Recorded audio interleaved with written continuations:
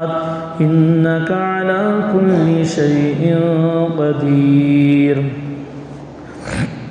معزز سامعین کرام، اللہ کے محبوب حضرت محمد الرسول اللہ صلی اللہ علیہ وسلم کو اللہ تبارک تعالیٰ نے قیامت تک کے آنے والے انسانوں کے لیے نمونہ بنایا ہے، آئیڈیل بنایا ہے، اور حضور صلی اللہ علیہ وسلم نے امت کی ہر میدان میں، ہر لائن میں اتنی رہبری فرمائی، شاید ہی آپ کی طرح کوئی اتنی رہبری کیا ہوگا۔ آپ نے صرف دعاؤں تک اپنی محنت کو محدود نہیں رکھا، بلکہ عمل کر کے بتایا اور لوگوں کو نصیحتیں کی، مثالوں سے باتوں کو سمجھایا، پیغامات دیے اور عمل کر کے امت کے سامنے بتایا۔ ایک حضور کی ظاہری زندگی ہے جو صحابہ کے سامنے تھی۔ حضور پاک صلی اللہ علیہ وسلم کبھی گھر میں وضو فرماتے، کبھی باہر وضو فرماتے۔ مقصد یہ تھا کہ صحابہ اس عمل کو دیکھ کر سیکھے۔ سفر میں جاتے، ظاہر سی بات ہے صحابہ کے سامنے حضور کا وضو وغیرہ تھا، اور لین دین تو صحابہ کے سامنے ہی موجود تھا۔ حضور کی نمازیں ان کے سامنے تھی، حضور کی تلاوت ان کے سامنے تھی، ذکر اذکار ان کے سامنے تھا، دعائیں ان کے سامنے تھی، لوگوں سے بات چیت کا ڈھنگ ان کے سامنے تھا، رحم کرنے کا طریقہ حضور کا ان کے سامنے تھا۔ لیکن ایک باطنی زندگی جو گھریلو زندگی تھی، ظاہر سی بات ہے وہ صحابہ کے سامنے نہیں تھی۔ اللہ پاک نے حضور کو 9-11 بیویاں دے کر اللہ تبارک تعالیٰ نے حضور کا معاشرہ، گھریلو زندگی کا طریقہ، وہ حضور صلی اللہ علیہ وسلم کا کیا تھا، وہ اللہ تبارک تعالیٰ نے ازواج مطہرات کے ذریعے سے امت کو اس کا پیغام بتایا کہ گھر میں آپ کی طرز عمل کیا تھا، آپ کا کھانے کا طریقہ کیا تھا، بیویوں سے بات چیت کا انداز کیا تھا، سونے کا طریقہ کیا تھا، جاگنے کا طریقہ کیا تھا، عبادت کا کیا طریقہ تھا۔ یہ ساری کی ساری چیزیں اللہ تبارک تعالیٰ نے حضور کی بیویاں اور میری اور تمہاری ماؤں کے ذریعے سے اللہ تبارک تعالیٰ نے امت کو بتایا تاکہ گھریلو زندگی کس طرح گزارے۔ یہ اللہ تعالیٰ کی حکمتیں تھی۔ حضور صلی اللہ علیہ وسلم کو اللہ نے اتنی بیویاں، پھر اللہ تبارک تعالیٰ حکم ہوا کہ حضور کے حیات میں تو 9 بیویاں تھیں، فرمایا اس سے آپ آگے نکاح نہیں کر سکتے، نہ آپ ان کو چھوڑ سکتے ہیں۔ امت مسلمہ کو یہ بتایا کہ اجازت دی گئی کہ 4 نکاح بیک وقت رکھ سکتا ہے، کر سکتا ہے، اس کے شرائط ہیں۔ چپکا جو کون بولے گا نہیں، وَإِنْ خِفْتُمْ أَلَّا تُقْسِطُوا فَوَاحِدَةً، اگر برابری کا معاملہ نہیں کر سکتے ایک پر اکتفا کرو، ایک پر۔ اگر ایک کو کر لے کو گولڈ ڈال لے کہیں تو وہ بھی نہیں کرنا، جیسے آج کل گولڈ ڈال لے کہیں نہیں معلوم نہیں رہے گا، ہے تحقیق کرے تو معلوم ہوتا ہے۔ شادی تو ہو گیا، اب گھر کے زندگی، گھریلو زندگی گزارنے کا جو مال و دولت وہ عورت کی ذمہ پر، انہیں جانا، بتیاں گھسنا، انہیں کام کاج کرنا، انہیں برتن مانجنا، جو کچھ کرنا، ان الٹے بغیر لے کو جانور پھرے سرکا پھرتا ہے، اور اچھا سے اچھا کھانا ہونا اسے۔ اگر ایسا کوئی کر رہا ہے تو اسے اجازت نہیں نکاح کرنے کی، اجازت ہے ہی نہیں۔ تیری خواہش کو جو ہے مٹانے کے لیے کسی صنف نازک پر ظلم اور اس پر جو ذمہ داری اللہ نے نہیں ڈالی وہ تو ڈالنا چاہتا ہے۔ اگر تیرے پاس اتنی طاقت نہیں ہے کہ تیری بیوی بچوں کو جو ہونے والے ہیں ان کو پالنے کی طاقت نہیں تو تجھے نکاح کرنے کی اجازت بھی نہیں۔ سوال پیدا ہوتا ہے گناہ میں شامل ہوگا تو کیا کرنا؟ اس کا بھی طریقہ ہے، مسلسل روزے رکھ۔ یہ رکھنے کی وجہ سے اندر کے جذبات، خواہشات نفسانیہ اس کے جو سرد پڑ جائیں گے، اس کے جو کم ہو جائیں گے، پھر اس کے اندر گناہ کرنے کی وہ جذبے نہیں ابھریں گے۔ روزہ رکھنے کا حکم ہے، یہ میں مسائل بتا رہا ہوں، سننا، ادھر ادھر کی چپ بیکار کی باتیں نہیں بتا رہا ہوں۔ فقہا نے کتابوں میں سب چیزیں لکھی ہیں، شریعت ہمارے بیلنس رکھتی ہے، کسی پر ظلم ہونے نہیں دیتی۔ ذمہ داری ہر ایک کی الگ الگ ذمہ داری شریعت نے بتا دیا، مرد کی فلاں ذمہ داری، عورت کی فلاں ذمہ داری قرآن و حدیث نے بتا دیا، اور اس کے ساتھ ساتھ فقہا نے سارے کے سارے مسائل لکھ لکھ کر کتابوں میں بھرے پڑے ہوئے ہیں۔ کون چاہتا بولو اپنی بھائی کو بچی کے پر سر پر پتھر ڈالنا چاہتا ہے؟ کوئی نہیں چاہتا۔ کما نہیں سکتا، محنت نہیں کر سکتا، پال نہیں سکتا تو اسے نکاح کرنے کی اجازت بھی شریعت نہیں دیتی ہے، صاف لکھا ہوا ہے۔ لیکن اس کے لیے بھی تعلیم دے دی گئی، اگر پال نہیں سکتا، کچھ نہیں، گناہ میں ہونے کا اندیشہ ہے تو کہا گیا مسلسل روزے رکھ۔ اس طرح روزے رکھنے کی وجہ سے کیا ہو جائے گا؟ تو گناہ سے بچ سکتا ہے۔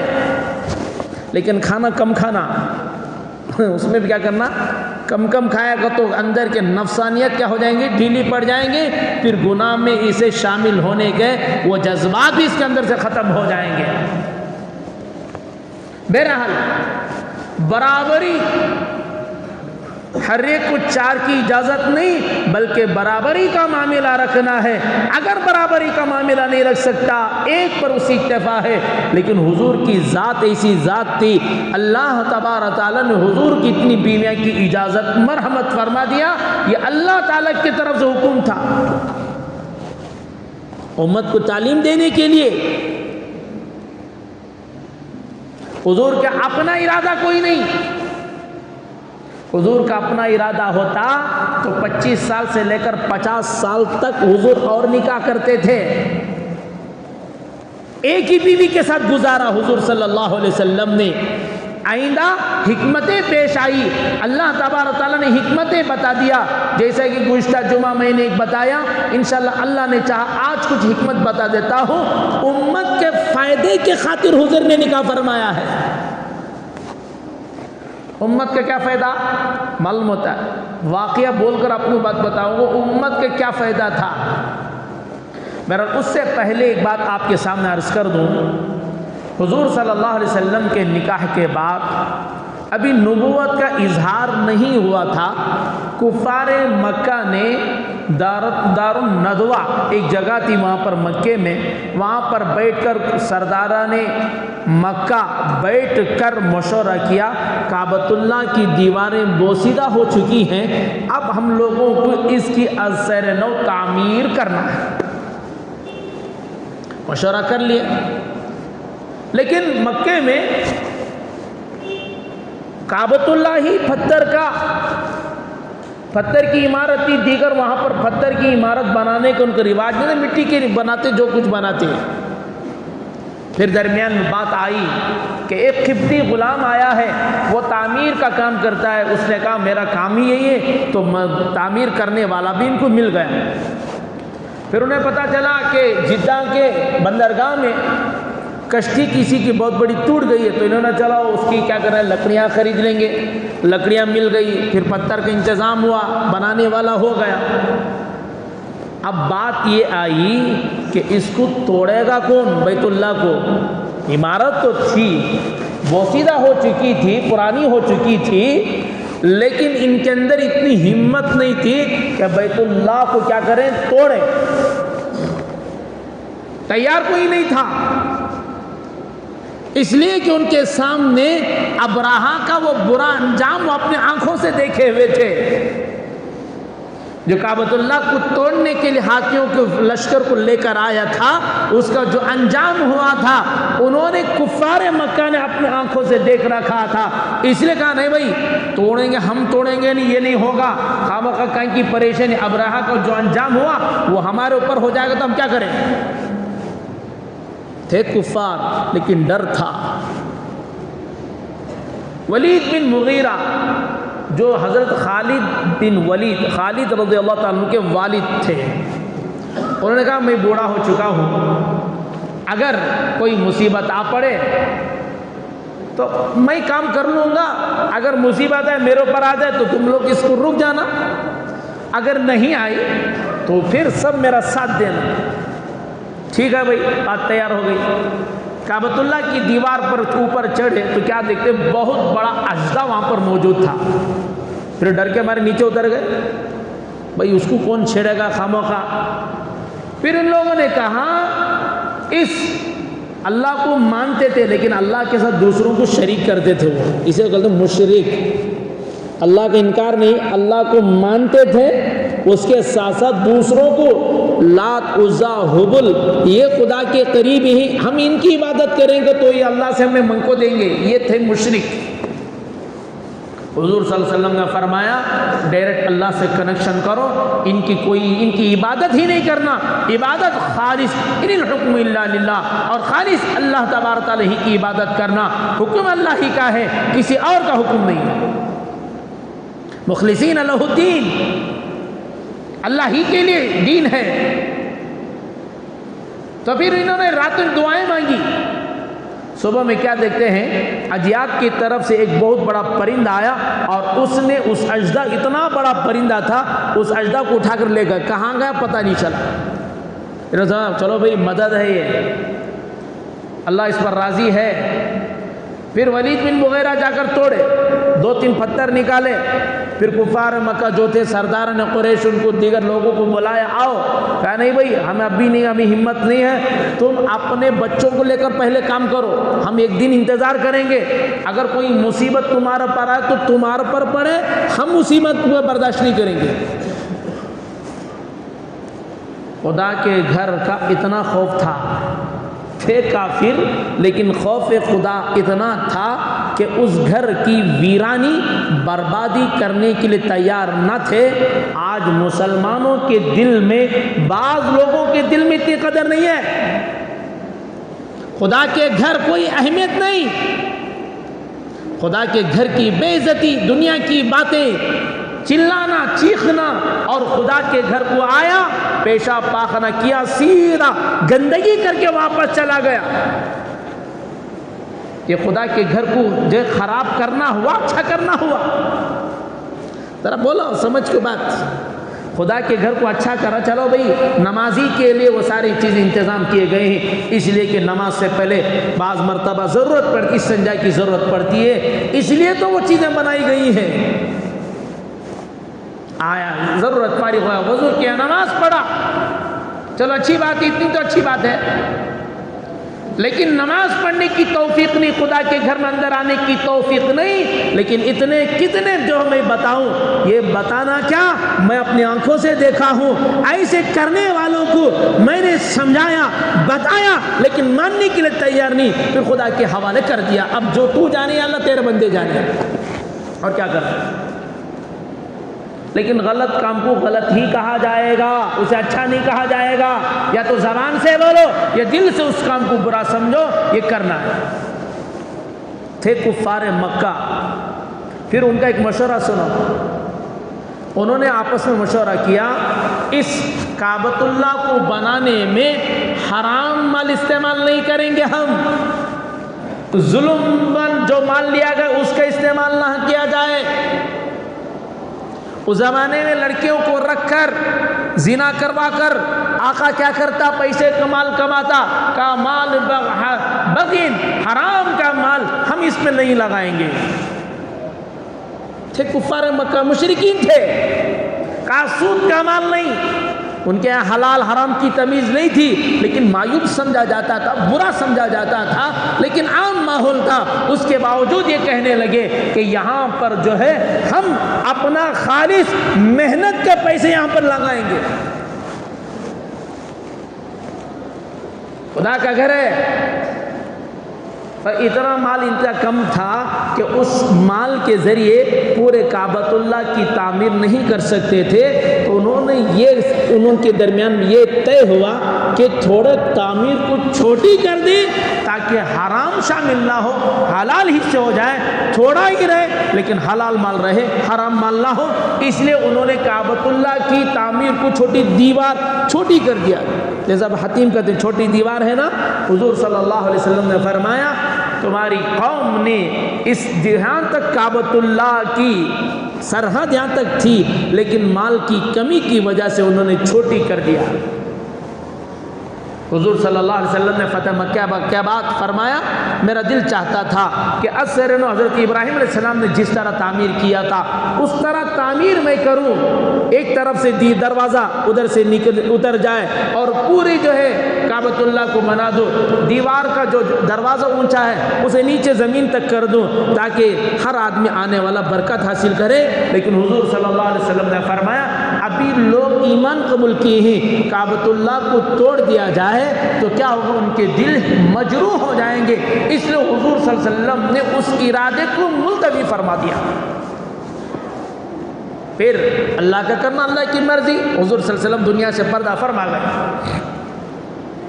پھر حضرت عبداللہ ابن زبیر رضی اللہ عنہ حضور کے منشا کے مطابق کعبۃ اللہ کو بنایا تھا۔ چند عرصہ گزرا، حجاج ایک بڑا ظالم، اس نے اپنے حاکم سے، اپنے امیر سے کہا حضور صلی اللہ علیہ وسلم کے زمانے میں جیسے کعبۃ اللہ تو اس طرح نہیں ہے، بلکہ وہ عبداللہ ابن زبیر نے بنا جو تمہارا باغی تھا، پھر اس نے توڑ کر کیا کر دیا، حضور کے زمانے میں جس طرح اس طرح بنا دیا۔ پھر کچھ عرصہ گزرا، ہارون رشید رحمۃ اللہ علیہ بہت بڑے نیک اللہ کے بندے گزرے، بادشاہ تھے، بہت بڑے ولی تھے، بڑے انصاف پسند آدمی تھے اور بہت بڑی عبادت گزار۔ آج ذرہ LCD آ گئی تو گھر میں رات کے 12 تک سوتا نہیں ہے۔ وہ کتنے کی انچ ہے مجھے نہیں معلوم، 36 انچ بول رہی، 55 انچ بول رہی، وہ کتنی بڑی حد ہے، وہ اتنا بڑا دیر سے نہیں سوتا سر آتا میں گھر میں۔ اور یہاں کو شکایت کرتی ان کو مارا حضرت بچے کو رات کو ٹی وی دے سوتے رہتی، کہتا بولے سوتے نہیں۔ اب میں بچوں کو مارنا سمیں، میں الڈانا سمیں، نصیحت کرنا، لا کر پاخانہ رکھ کر بدبو آ رہی کا تو کیا کرنا، میں ایک جواب لا کو رکھے کئی کو عملی رکھو، منہ میں پانی نہیں نکلو کو تو کیسا کیا کرنا، تم لا کے رکھ کے اور بچوں کو اس کا دوش دے رہے ہو۔ تھوڑا مال مل گیا، چلنے کو جاتا تھا، اللہ گاڑی دیا، پھر کار دیا، اب اس نے کہا جب تک گانے چلتے نہیں تب تک اس کی کار بھی چلتی نہیں، اتنا زور سے ڈالتا ہے۔ اور اللہ کے بندے کبھی غور کیا جس راستے سے تو جا رہا ہے اس راستے میں کوئی اللہ کا چھپا ہوا بندہ ایسا ہوگا جو اس گانے بجانے کی نحوست سے توبہ کیا ہوگا، حرام شامل کر حرام کی وجہ سے اللہ سے سچی توبہ کسی نے کیا ہوگا، اللہ سے معافی مانگتا ہوگا۔ جان بوجھ کے تو جو ہے اس کے کانوں میں چیز ڈال رہا ہے، تو ڈال رہا ہے اور اس کے دل میں جائے گا، اس کی دل کو تکلیف پہنچے گی، وہ اللہ کی طرف متوجہ ہو جائے گا، یا اللہ میں نے تو اس کام سے توبہ کیا تھا، میں اچھا نہیں سمجھتا، تیرے بندے کی وجہ سے گناہ ہو رہا ہے۔ یاد رکھ لو اللہ کو اتنا غصہ آئے گا پھر اللہ کی پکڑ سے کوئی نہیں بچا سکے گا۔ معمولی چیز ہے، میری گاڑی جی، میرا گھر جی، میں جانتا ہوں تم نہ کیا جی، ہاں تیرا، کب تک تیرا؟ جتنے ہمارے گھر ہیں، جن گھروں میں ہم آرام کر رہے ہیں، رہ رہے، یاد رکھ لو یہ ہمارا ذاتی گھر نہیں ہے۔ کیا حضرت ایسا بول رہی؟ ہاں اس کی وجہ بولتا ہوں، عارضی طور پر اللہ تم نہ رہنے تم نہ ہم نہ دیا سو، کسی کو کرایہ پر رہنے دیا، کسی کو چند دنوں کے لیے اس گھر میں قبضہ اللہ نے دیا ہے۔ اگر ذاتی رہتا تو جس گھر میں مر رہا ہے اسی گھر میں اس کی قبر بھی بنتی، کیونکہ اس کا نہ گھر بناتی کی بڑا بنگلہ بنا گھر میں قبر بناتی اور نہ جائز حضرت۔ ہاں یہی کہہ رہا ہوں، چند دنوں کے لیے اللہ نے رہنے دیا ہے۔ آج تمہارا قبضہ ہے، کل کسی اور کا قبضہ، کل پچھلے کسی اور کا اس زمین پر قبضہ تھا، آج تمہارا قبضہ، کل کسی اور کا قبضہ ہوگا، پرسوں کی کوئی اور وارث ہوگا، ادھر کے بعد کوئی اور مالک ہوگا۔ اس طرح دنیا کی زندگی بدلتے رہے گی۔ اللہ نے دیا، اس چیز سے نفع اٹھا کر خدا کی عبادت کے لیے اللہ نے اور اللہ کو راضی کرنے کے لیے اللہ تبارک تعالیٰ نے چیزیں دیا ہے، اس لیے اس میں اکڑ نہیں، اس میں میرا میرا کر کے جو آدمی کو کہنا نہیں چاہیے، اس کا شکر ادا کرے، اللہ تیرا احسان رہنے کے لیے دیا اور تیری عبادت کے لیے ہم نے دیا ہے، تیرا شکر کے لیے دیا ہے۔ مال مل گیا تو یہ حالت، ادھر کفار مکہ انہوں نے کہا کعبۃ اللہ کی تعمیر کم کر لے۔ بہرحال حضرت ہارون رشید کا بتا رہا تھا میں، انہوں نے کہا، حضرت امام مالک رحمۃ اللہ علیہ جو اس زمانے باحیات تھے، انہوں نے ان سے اجازت لی، حضرت آپ اجازت دے دیں تو حضور کے منشا کی طرح کعبۃ اللہ کو بنا دو۔ حضرت امام مالک رحمۃ اللہ نے بڑے ہی عاجزانہ اور جو ہے مخلصانہ ان سے اپیل فرمایا، اس طرح نہ کریں، کعبۃ اللہ کو اسی حال میں رہنے دیں، ورنہ ہر بادشاہ اپنا نام کرنے کے لیے اللہ کے گھر کے ساتھ کھلواڑ کرے گا۔ اس لیے اس ارادے کو چھوڑ دیا۔ حضور کے زمانے میں جس طرح تھا اسی زمانے میں اسی حالت پر ابھی بھی بیت اللہ ہے، ہاں اس کی تھوڑی تھوڑی مرمت ہو جاتی ہے اور ہر سال یا اس کپڑے کو بدلا جاتا ہے، وہ بات دوسری ہے۔ کعبۃ اللہ کو چھوٹا بنایا گیا، جو حتیم کی چھوٹی دیوار ہے نا وہ بھی کعبۃ اللہ ہی میں تھی، جو اس کے اندر جائے گا سمجھو وہ کعبۃ اللہ کے اندر ہی گیا ہے۔ اللہ نے ہم میں سے کچھ لوگوں کو توفیق دیا، وہاں جا کر نمازیں بھی پڑھی ہیں، وہاں جا کر اللہ اندر جانے کی اجازت اللہ نے دیا ہے۔ بہرحال ارادہ کیا، تعمیر چھوٹی، حرام شامل نہ ہو، سود کا مال نہ ہو، ظلمن مال نہ ہو، اور عورتوں کی زنا کی کمائی کا مال نہ ہو، یہ ساری چیزیں کی ہو گئی، ان کا طے ہو گیا۔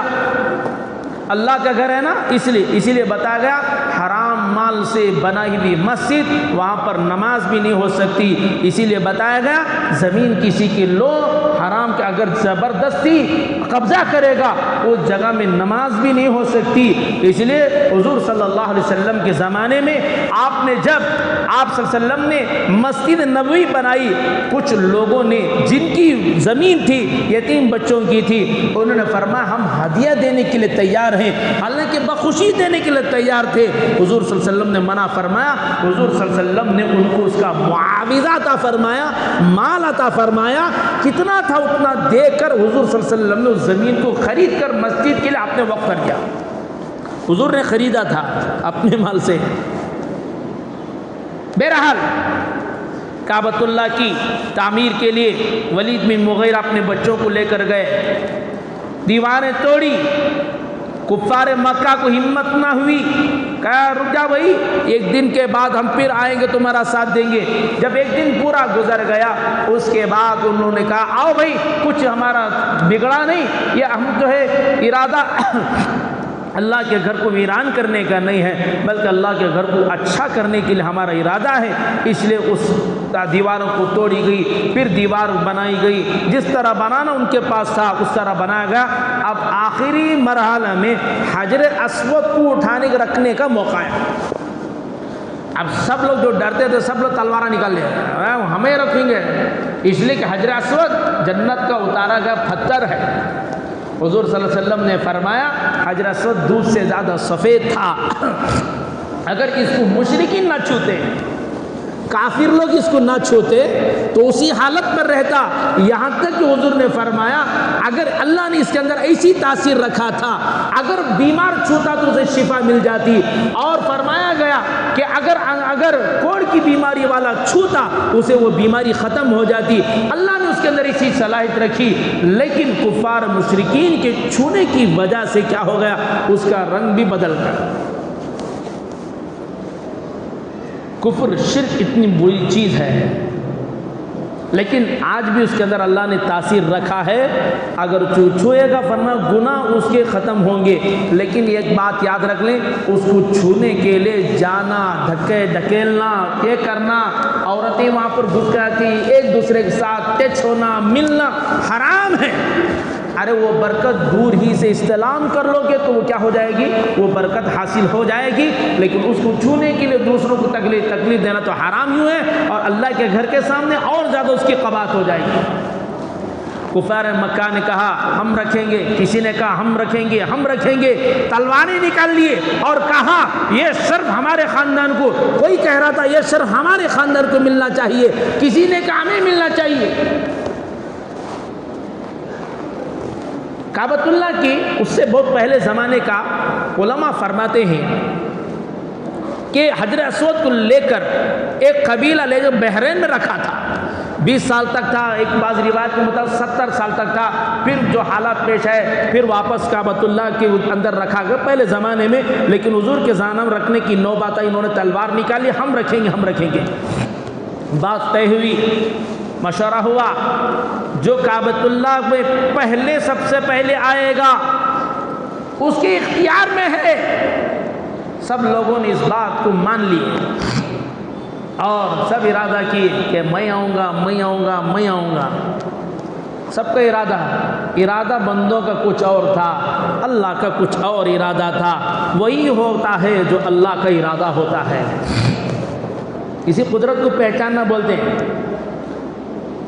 علی رضی فرمایا اللہ کو کیسے پہچانے، دلیل سے بتاؤ۔ فرمایا میں کسی کام کا کرنے کی ارادہ کرتا ہوں وہ نہیں ہو پاتا، کسی کام کو نہ چاہتا لیکن ہو جاتا ہے۔ میں نے اس سے سمجھا کہ میرے ارادے پر حاوی ایک ذات ہے، وہ اللہ تبارک تعالیٰ کی ذات ہے کہ میرے نہ چاہتے وہ کام ہو جاتا ہے، بعض کام ہم چاہتے نہیں ہوتا۔ مطلب کیا، اللہ کا ارادہ نہ ہوا تو نہ ہوا، اللہ کا ارادہ ہو تو وہ کام ہو گیا۔ اسباب کی اختیار کرو لیکن اسباب پر یقین نہ کرو۔ پھر سب صبح سویرے کوئی چاہ میں آؤں گا، میں آ رہا ہوں، کیا دیکھتے ہیں سب سے پہلے حضور پاک صلی اللہ علیہ وسلم مسجد حرام میں موجود ہیں، کعبۃ اللہ میں آپ وہاں پر موجود ہیں۔ سب لوگوں نے کہا صادق امین، یہ اس کا جو فیصلہ ہوتا ہے ہم ماننے کے لیے تیار ہیں، ہم مان لیں گے۔ حضور صلی اللہ علیہ وسلم کی حکمت کی وجہ سے اللہ تبارک تعالیٰ نے مکہ مکرمہ میں بہت بڑا خون ریزی ہونے والی تھی، اس سے اللہ نے بچایا۔ حضور صلی اللہ علیہ وسلم نے فرمایا اپنی چادر کو بچھایا اور کہا وہاں پر پتھر کو رکھ دیا، اور فرمایا جتنے قبیلے ہیں سب کے سردار ایک ایک کونے کو پکڑے، ایک ایک چادر کو پکڑے تاکہ سب اس میں شامل حال ہو جائیں۔ سب نے اٹھایا اور کعبۃ اللہ کے قریب جہاں پر حجر اسود رکھنا تھا وہاں تک لے گئے۔ حضور صلی اللہ علیہ وسلم نے فرمایا تم سب مل کر مجھے وکیل بنا دو، مجھے ذمہ دار بنا دو۔ پھر جو ہے سب لوگوں نے آپ کی ذمہ داری دے دی، تو حضور صلی اللہ علیہ وسلم کے ہاتھ مبارک سے آپ نے اپنے ہاتھ مبارک سے اٹھا کر حجر اسود جہاں پر رکھنا تھا آپ صلی اللہ علیہ وسلم نے اپنے مبارک ہاتھوں سے رکھ دیا۔ آپ کی حکمت عملی کی وجہ سے کیا ہو گیا، بہت بڑا خون ریزی رک گئی کعبۃ اللہ کی۔ لیکن بات اس سے سبق یہ ملتا ہے، کفار مکہ تھے لیکن حرام سے اللہ کے گھر میں لگانے کے لیے اللہ کے گھر کا خوف تھا، ڈر تھا، مسلمانوں کی دل میں اس سے کہیں زیادہ ہونا چاہیے۔ پھر اس سوال کا جواب دے دو جو گزشتہ جمعہ کہا تھا کہ حضرت ایک مثال دیتا ہوں، حضور صلی اللہ علیہ وسلم نے شادیاں کی، اس میں بہت ساری حکمتیں تھیں، اس میں سے ایک اور ایک بتا دوں۔ حضرت جویریہ رضی اللہ تعالی عنہا، ان کے نکاح کی ایک حکمت، حضور صلی اللہ علیہ وسلم کے نکاح فرمانے کی امت کو کیا فائدہ پہنچا۔ بنی مستلق ایک بہت بڑا قبیلہ تھا، انہوں نے ارادہ کیا حضور پر چڑھائی کرنے کا، حضور پر حملہ کرنے کا، مسلمانوں کو ختم کرنے کا۔ حضور کی اطلاع ملی، جنگ ہوئی، اللہ تبارک تعالیٰ نے حضور کو اللہ تبارک تعالیٰ فتح نصیب فرمائی. جتنے قبیلے والے تھے سارے کے سارے غلام بنائے گئے، عورتیں تو باندیاں بنائی گئی، گرفتار ہوئے.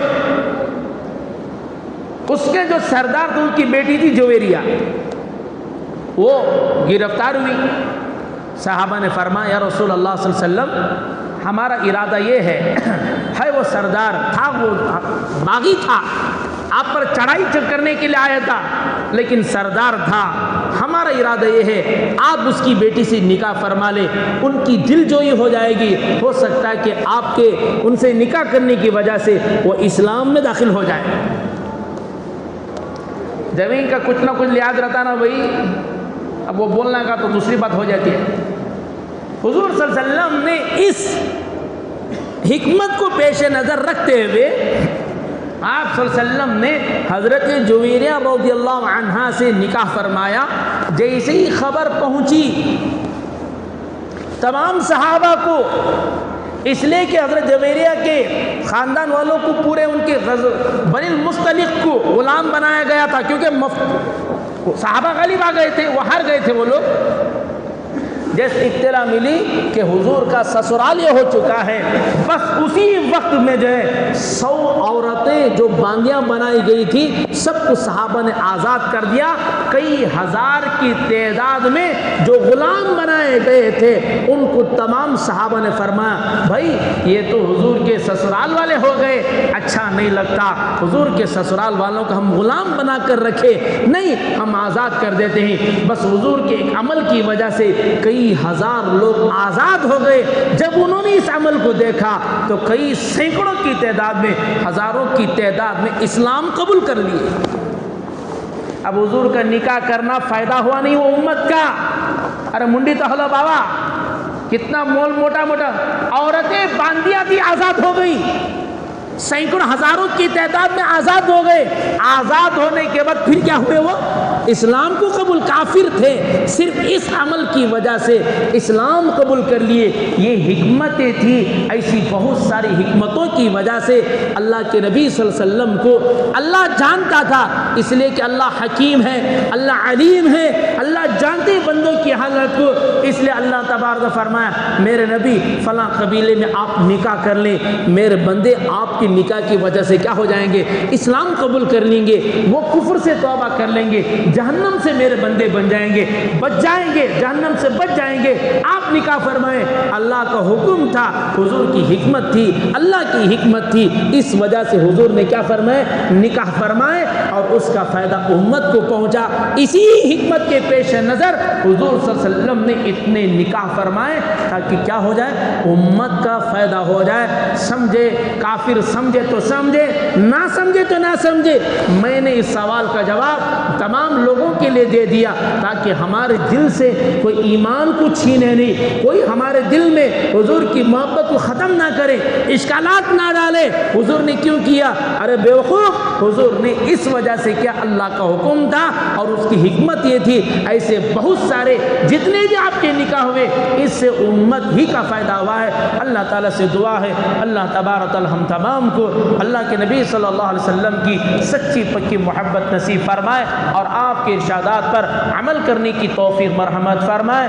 اسی طرح ایک اہم اعلان سن لے، اگلا ہفتہ نہیں ادھر کے بعد ہفتہ اصلاح معاشرہ کے اعتبار سے 23 تاریخ ہی کو جو ہے سلطان شاہ مرکز سے انشاءاللہ وہاں کے امام صاحب آ رہے ہیں. بہت بڑا ہمارے لیے غنیمت ہے، مرکز کے امام آ رہے ہیں تو لوگ ان کو جو ہے سننے کے لیے کہیں کہیں دور جاتے ہیں. یہ ہماری خوش قسمتی ہے، ہماری مسجد میں حضرت آ رہے ہیں تو ان کی مجاہدات ہیں، ان کی قربانیاں ہیں، باتیں ان کی دل پر اتریں گی. اس لیے آپ لوگ پہلے میں اس لیے بول دے رہا ہوں تاکہ پہلے سے اپنی مسورات کو بھیجیں اور خود بھی آنے کی کوشش کریں.